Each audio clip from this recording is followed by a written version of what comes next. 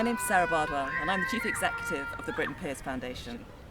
This week's work of the week is the Six Metamorphoses after Ovid for solo oboe. So the reason I'm here next to the Meare in Thorpeness is because this is where the piece that we're talking about was given its premiere. And the reason I'm talking about it is because once, many years ago, I was an oboist. It is incredible to think about someone standing in a boat playing this piece of music. And it was actually the person that the piece is dedicated to, Janet Boughton, who gave that premiere. In fact, there are stories of the manuscript actually falling into the water.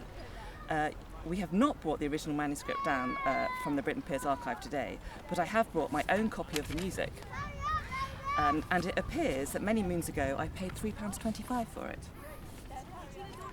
In fact, one of my musical oboe heroes, Nicholas Daniel, also played here on the Meare, and he recreated that premiere only last year at the Aldeburgh Festival. Each of the six metamorphoses present a different story. 4 of the 6 vividly depict some kind of change or transformation.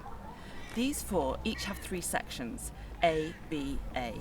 The A section generally presents the character as initially to begin with, the B section, and you see their transformation, and then the A returns and the character is now in its transformed state.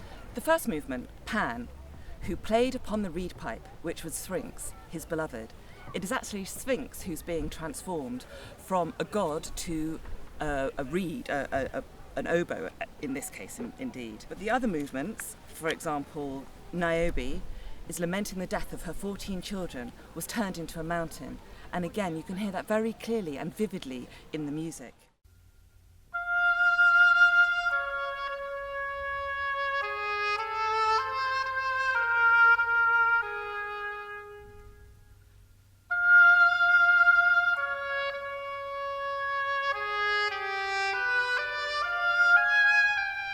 There are 2 movements that don't quite so clearly go through a transformation.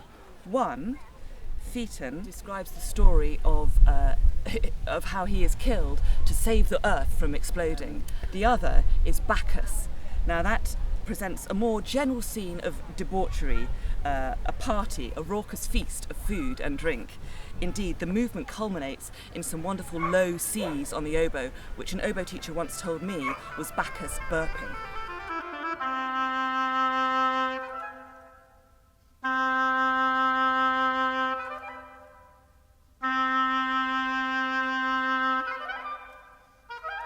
These pieces are really important for oboe players. Unfortunately, us oboists don't have nearly as much music as, say, for example, string players. So it was a real landmark moment when this was written. It has spawned many other solo oboe pieces, and now composers think of the oboe as an important instrument to write for. And seriously, how often do you get to do a musical burp?